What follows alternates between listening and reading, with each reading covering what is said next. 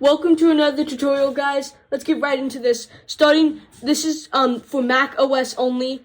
This is a tutorial on how to set up the GB X7 EVERDRIVE for playing all your games on a Game Boy or something like a chromatic. You're gonna need the EVERDRIVE, a micro SD card, a micro SD to SD adapter, and an SD card reader to plug into your computer. Alright, so first you're going to take the micro SD card out of your EVERDRIVE and put it into the micro SD to SD card adapter. Alright, now you're going to plug the SD card adapter into the SD card reader and plug that into your Mac. Alright, now you can see this thing's going to pop up, and I named it EVERDRIVE. You're going to go over to the Crix website, go over to the downloads, the EVERDRIVE GB X series, and then you're gonna just OS, and you're gonna go over to the most recent zip, and you're gonna right click it, and you're gonna say download linked file as, and then it's gonna automatically be a zip file, which is what you want.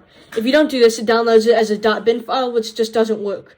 So now you're gonna have your .zip file, and you're gonna open up the EVERDRIVE, which is just the SD card.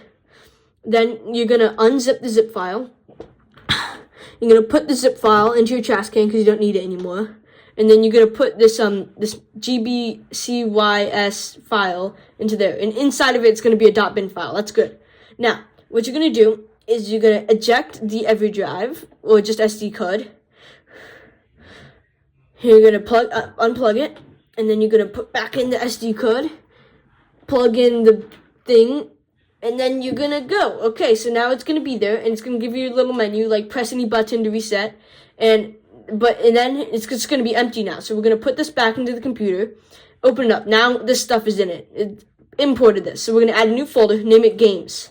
Now any .gb file works in this folder, and if you have a zip file like this, for some website, you can probably just unzip it, and there'll be a .gb file inside, and then you can just get rid of the zip file. So that's how you put games into it. You just make a games file. Then we can just do this again, where we just eject it and do all the steps. So,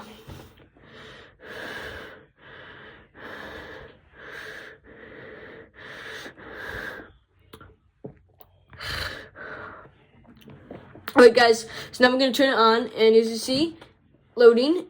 And I'm gonna click go into this file, and here's the games folder we made.